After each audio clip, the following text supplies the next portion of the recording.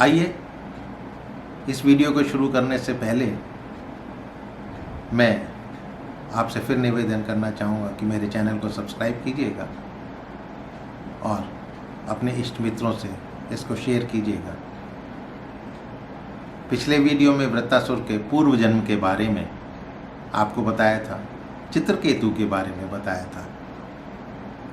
अब वृत्तासुर का जन्म होता है और आगे क्या होता है इसके बारे में मैं आपको बताता हूँ।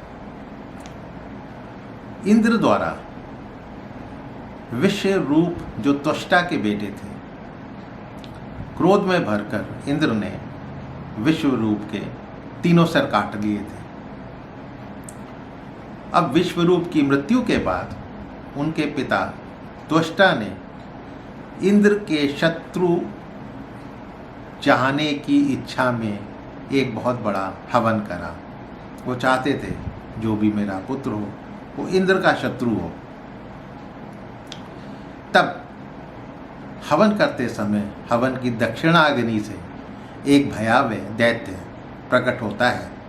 त्वष्टा के तमोगुणी पुत्र ने सारे लोगों को घेर लिया था, सारे ही लोग जो है उसने घेर लिए थे, इसीलिए उसका नाम वृत्तासुर पड़ा। बहुत क्रूर था वो।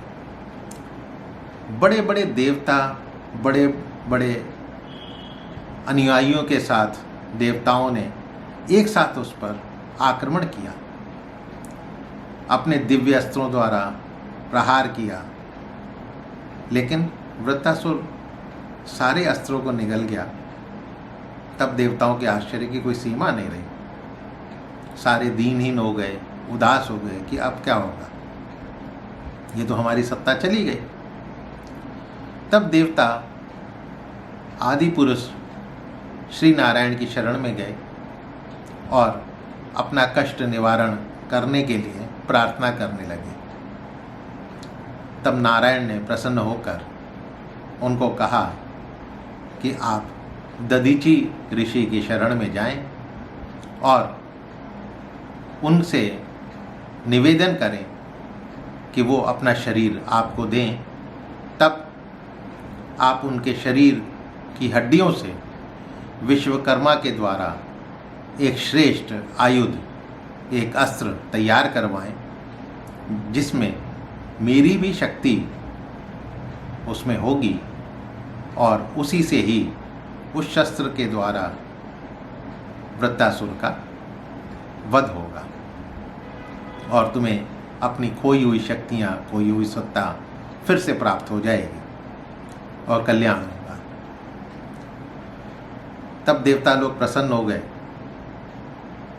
और उनके कहने के अनुसार इंद्र दधीची ऋषि के आश्रम में पहुंचते हैं और उनसे सारा वृत्तांत कहकर प्रार्थना करते हैं कि आप हमें अपनी देह दे दीजिए।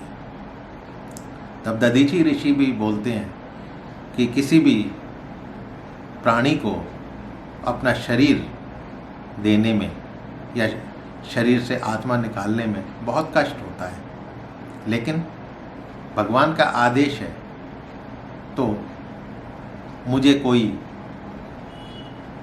दुख नहीं होगा, मैं अपना शरीर देने को तैयार हूँ। तब दधीची ऋषि ने समाधि लगाकर अपना शरीर त्याग दिया और ब्रह्म में लीन हो गए और विश्वकर्मा ने दधीची की हड्डियों से एक वज्र बनाकर इंद्र को दे दिया। इंद्र ने ऐरावत हाथी पर सवार होकर वज्र के साथ वृत्तासुर की सेना पर आक्रमण कर दिया। अब वृत्तासुर की सेना भयभीत होकर इधर उधर भागने लगी। जब वृत्तासुर ने रोकने की कोशिश की, लेकिन वो अपनी सेना को रोकने में असफल रहा। जब वृत्तासुर ने देखा कि समय देवताओं के अनुकूल चल रहा है और असुरों की सेना छिन्न भिन्न होकर भाग रही है, तो क्रोध से तिलमिला उठा और एक बहुत जोर से सिंहनाद किया, दहाड़ा और त्रिशूल लेकर देवसेना को पैरों से कुचलने लगा। इंद्र ने जब गदा वृत्तासुर पर चलाई तो खेल ही खेल में वृत्तासुर ने उस गदा को पकड़कर तोड़ दिया और इंद्र के वाहन ऐरावत हाथी को बहुत बुरी तरीके से घायल कर दिया। जब वृत्तासुर ने देखा कि मेरे भाई विश्वरूप का वध करने वाला शत्रु इंद्र युद्ध के लिए वज्र हाथ में लेकर फिर मेरे सामने आ रहा है, तब अत्यंत क्रोध से वृत्तासुर ने त्रिशूल चलाया और कहा, इंद्र अब तू बच नहीं सकता। तब इंद्र ने उसके त्रिशूल के साथ ही वृत्तासुर की एक बाँह काट डाली। वृत्तासुर ने ऐरावत पर ऐसा प्रहार किया कि इंद्र का वज्र उनके हाथ से छूटकर नीचे गिर पड़ा और वो वज्र वृत्तासुर के पास ही जाकर गिरा। अब इंद्र लज्जित हो गए, उठाएं तो उसको उठाएं कैसे? तो इंद्र ने वज्र को लज्जित होकर उठाने में संकोच किया। तब वृत्तासुर ने कहा, इंद्र तुम वज्र उठाकर अपने शत्रु को मार डालो। ये विषाद करने का समय नहीं है, ये सोचने का समय नहीं है। आतताइयों को सर्वदा जय नहीं मिलती, कभी जीतते हैं कभी हारते हैं। काल ही सबकी जय पराजय का कारण है। देवराज इंद्र, क्या सोच रहे हो? मुझे देखो, तुमने मेरा हाथ और शस्त्र काट कर एक प्रकार से मुझे परास्त कर दिया है, फिर भी मैं तुम्हारे प्राण लेने का प्रयत्न कर रहा हूं। युद्ध भी एक चौसर का खेल है, एक जुआ है। कुछ पता नहीं कौन जीतेगा कौन हारेगा, इसलिए अपना काम करो। उसकी इस तरह की बातें सुनकर, निष्कपट निष्कलंक बातें सुनकर, वचन सुनकर इंद्र भी आश्चर्यचकित हो गए और उन्होंने अपना वज्र उठा लिया और वृत्तासुर से बोलते हैं, दानवराज, तुम धैर्य, निश्चय और विलक्षण प्रतिभा के धनी हो। तुमने जगदीश्वर की अनन्य भाव से भक्ति की है और मोहित करने वाली माया को पार कर गए हो। तुम्हारी बुद्धि रजोगुणी होने पर भी हरिचरणों में लगी हुई है, लेकिन युद्ध तो करना था। इंद्र ने वृत्तासुर का दूसरा हाथ भी काट दिया। तब वृत्तासुर ने इंद्र को उनके ऐरावत सहित निगल लिया, अपने अंदर निगल लिया। अब इंद्र उसके पेट में पहुंच गए, लेकिन इंद्र के पास नारायणी शक्ति थी और अपनी योग माया के बल से उन्होंने पेट में जाकर उसके पेट को वज्र से फाड़ डाला और पेट से निकलकर फिर उसका सिर काट दिया।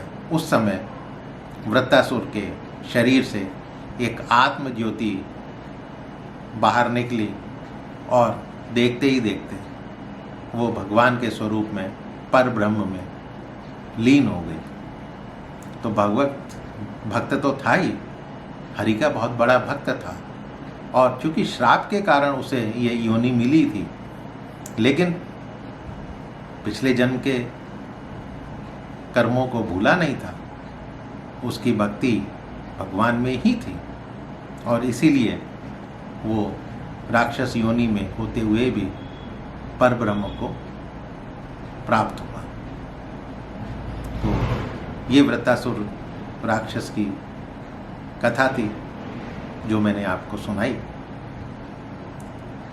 आशा है कि ये पसंद आई होगी। अपने इष्ट मित्रों से शेयर करना मत भूलिएगा और मेरे चैनल को सब्सक्राइब जरूर कीजिएगा। फिर मिलता हूँ किसी नई कथा कहानी, किसी किस्से के साथ। तब तक के लिए नमस्कार।